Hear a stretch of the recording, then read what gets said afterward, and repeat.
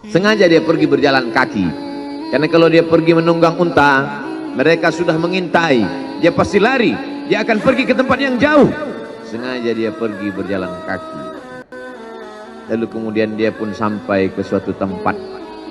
Dia berharap mereka adalah orang-orang yang lembut akan yang menerimanya, tapi dia tidak diterima dengan tala'al badru alaina.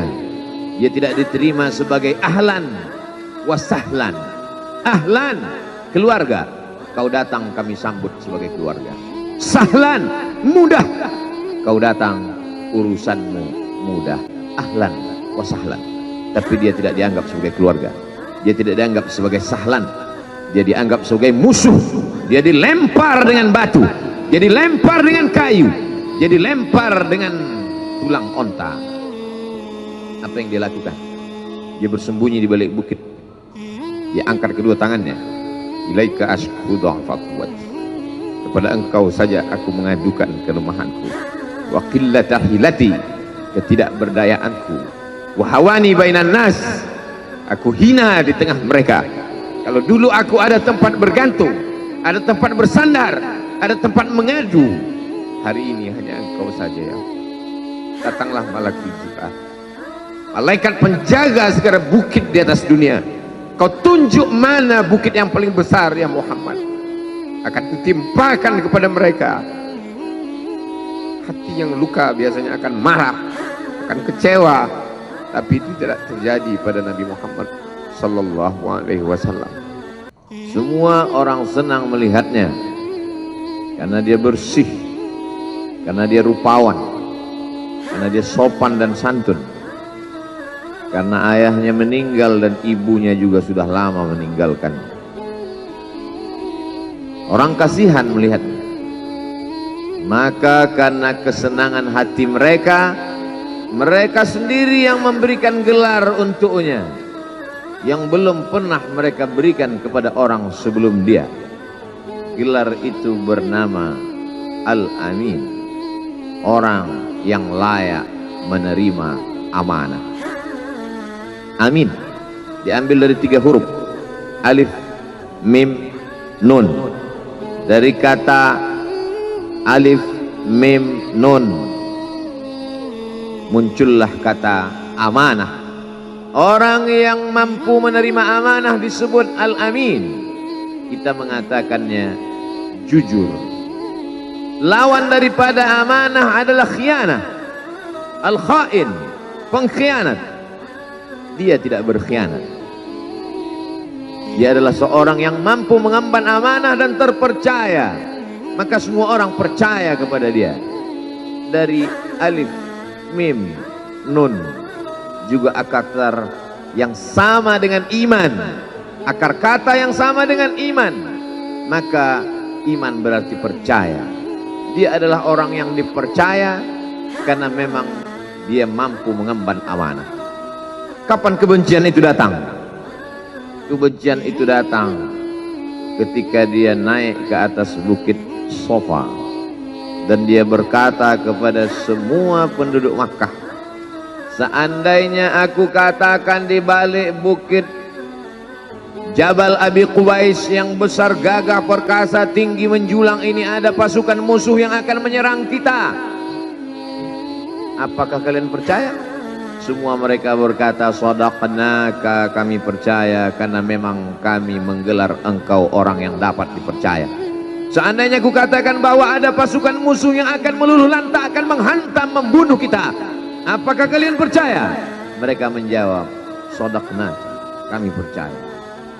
Seandainya aku katakan bahwa aku menerima wahyu dari Allah dan aku diperintahkan Allah untuk mengabarkan kepada kalian yang baik-baik akan masuk surga, yang jahat-jahat akan masuk neraka, percayakah kalian?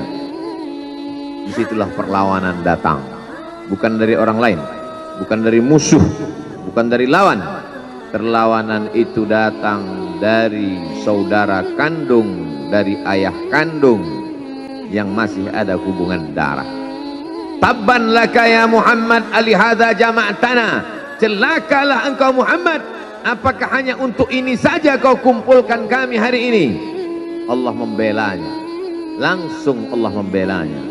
Dia tidak membela dirinya, tapi Allah mengatakan tabbat yada abi lahab wa tabba ma aghna anhu maluhu, hartanya tak ada berguna, wa ma kasab, hasil usahanya tak mendatangkan manfaat, wa imra'atuhu hammalatal hatab, istrinya menjadi pembawa kayu bakar, simbol dari adu domba, kata-kata yang membuat menyakitkan hati yang dibawa oleh Ummu Jamil istri Abu Lahab untuk menyiksa, menjelekkan, membuli, menebarkan berita untuk membunuh karakter Sayyidina wa Maulana Muhammad sallallahu alaihi wasallam. Ini bukti kalau hari ini ada anak muda yang rupawan, yang dermawan, yang disenangi lingkungannya, tidak ada orang yang tersinggung, biasa, karena Nabi Muhammad SAW juga pernah mengalami hal itu. Tapi begitu kau katakan, aku tadi malam bermimpi bahwa aku mesti hijrah, meninggalkan komunitas peminum khamar, meninggalkan geng kita yang selama ini bicara tentang yang haram, maka disitulah mereka akan berkata, apakah hanya untuk ini saja kita berteman selama ini? Mana persahabatan kita? Apa yang dialami pemuda-pemuda hijrah hari ini dialami oleh Rasulullah sallallahu alaihi wasallam 14 abad yang silam. Ketika kau berhasil bisnis, orang senang. Ketika kau berhasil membina rumah tangga, tidak ada orang yang tersakiti. Ketika anakmu lucu-lucu dan kau berada di tengah mereka, tidak terusik kepentingan mereka, tidak terganggu ekonomi mereka, engkau adalah sahabat, engkau adalah teman setia. Tetapi ketika kau tidak ikut kemauan manusia, disitulah engkau sedang melantik dirimu sendiri menjadi musuh. Maka Allah kuatkan hatimu. Wa in tuti aktsara man fil ardi, kalau kau ikut kebanyakan orang di atas muka bumi, yudilluka an sabilillah, mereka hanya akan menyesatkan engkau dari jalan Allah subhanahu wa ta'ala. Tapi api itu tidak pernah padam. Kalau dia padam, maka berakhirlah dakwah Islam.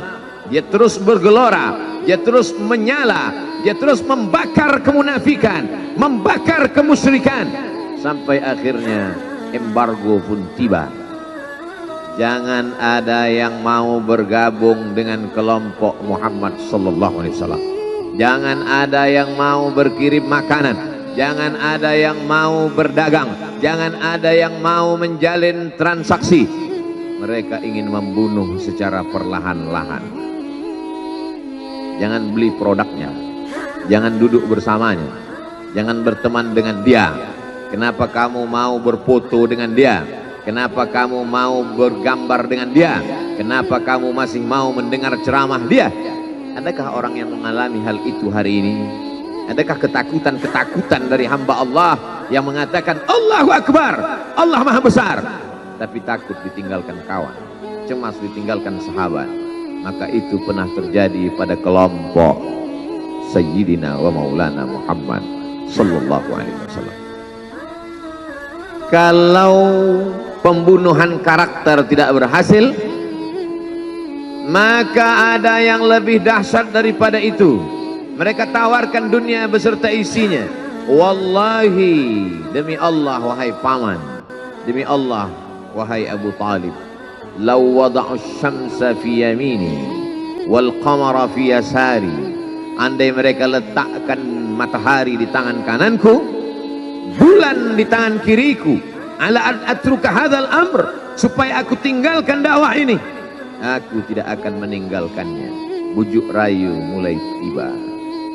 Itu terjadi pada diri Nabi Muhammad sallallahu alaihi wasallam.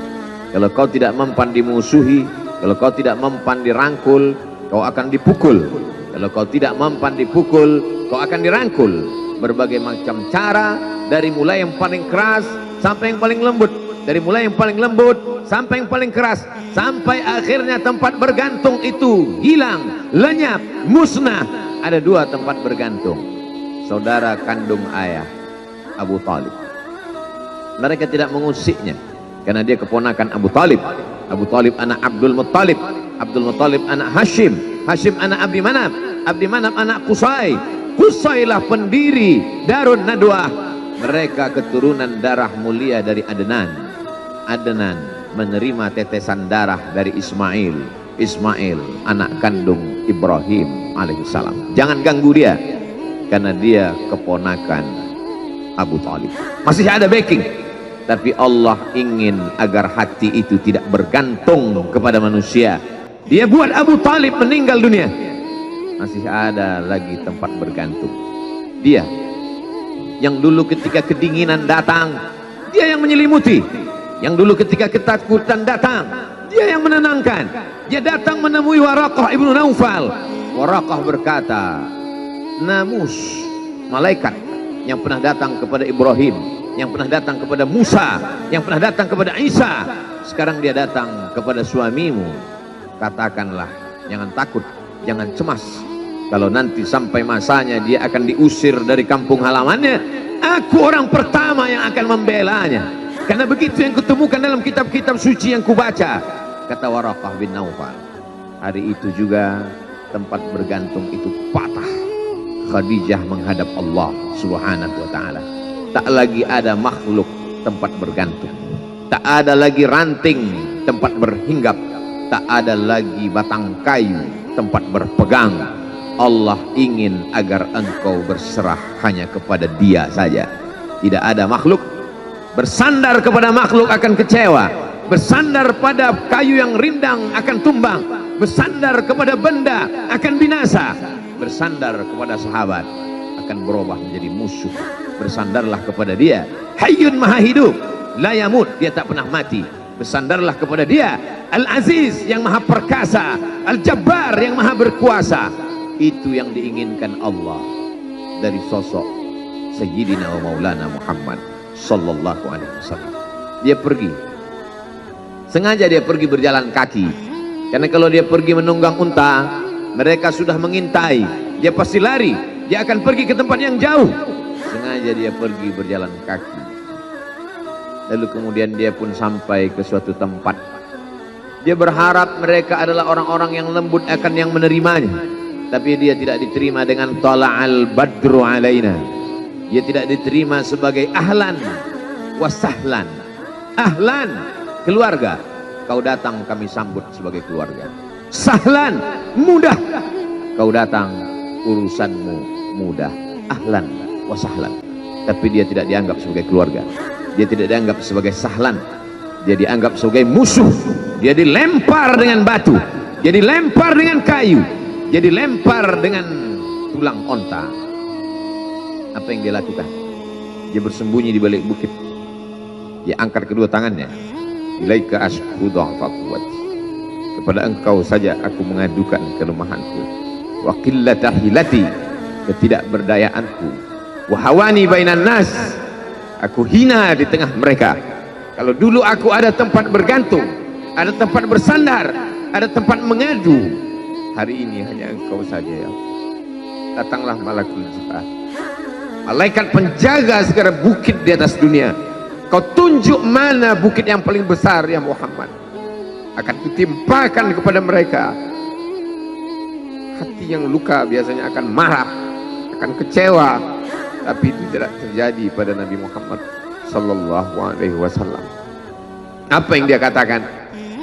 Asallah an yukhrij min aslabihim man ya'budullaha wa la yusyrika bihi syai'a. Ya Allah, keluarkan dari tulang sulbi mereka, keluarkan anak cucu mereka yang akan menyembah engkau. Tidak ada satupun yang akan mempersekutukan engkau di atas muka bumi ini.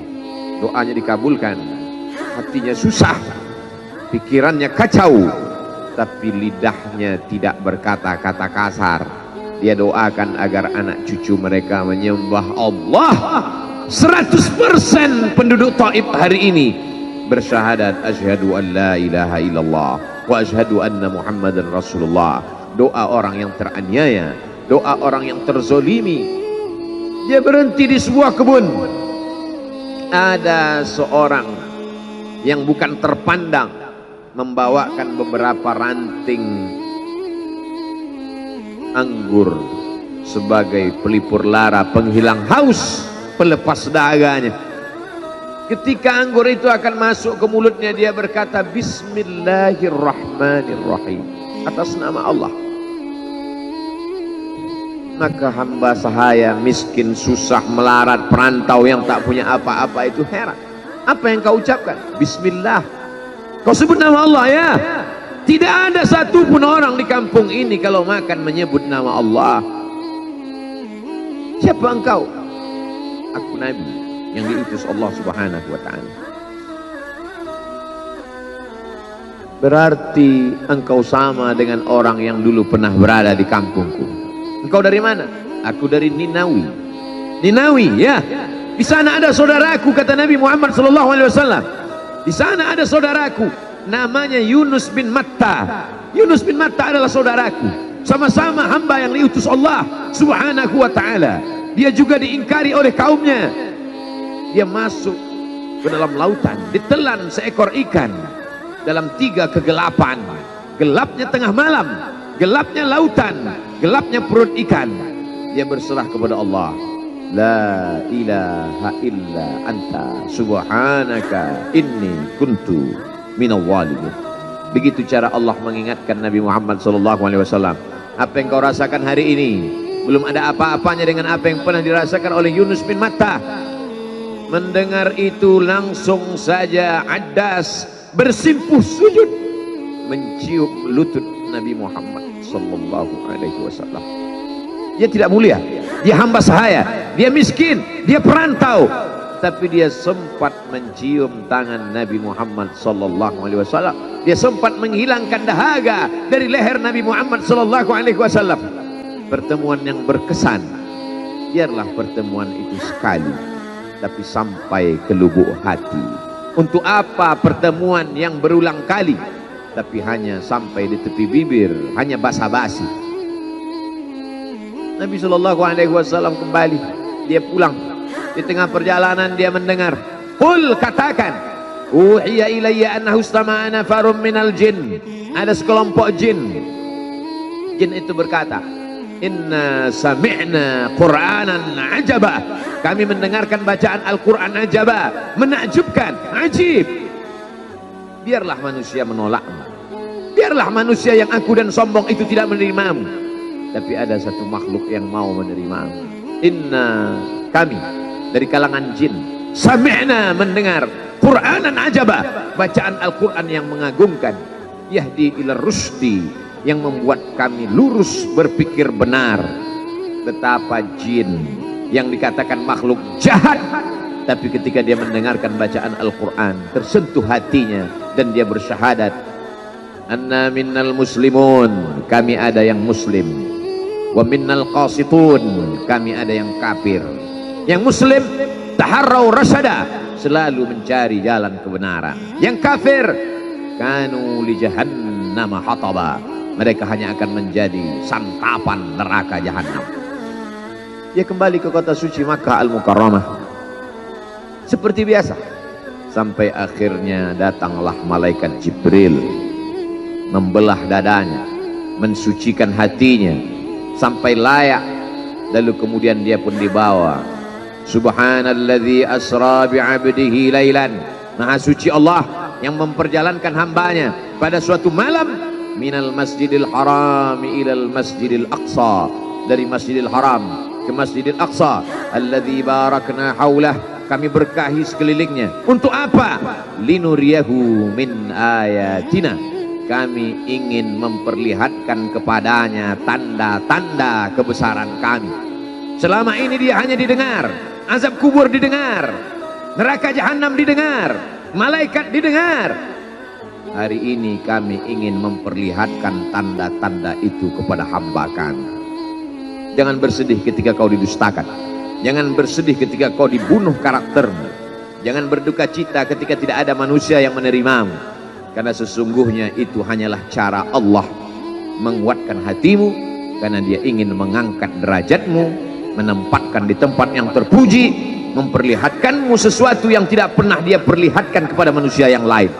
Dia buat hatimu hancur berkeping agar tidak lagi ada tempat makhluk dalam hatimu, yang ada hanya Allah semata. Ma fi qalbi ghairullah, pada saat itu mentalmu sudah kuat, layaklah engkau berada di tempat yang terpuji. Kalau ada orang menyakitimu, jangan berduka. Kalau ada tetangga, sahabat, kawan baik meninggalkanmu, jangan berduka lara, karena sesungguhnya di balik itu semua, fa inna ma'al usri yusra, inna ma'al usri yusra, idza dhaqat 'alaika dunya faqul ya Allah. Kalau terasa sempit dunia, mengadulah kepada Allah. Idza sa'alta fas'alillah, kalau minta-mintalah kepada Allah. Wa idza sta'anta fasta'in billah, kalau minta tolong, minta tolonglah kepada Allah. Iyyaka na'budu wa iyyaka nasta'in, kepada engkau kami menyembah, kepada engkau kami beribadah, kepada engkau kami bersimpuh sujud, kepada engkau juga kami meminta pertolongan.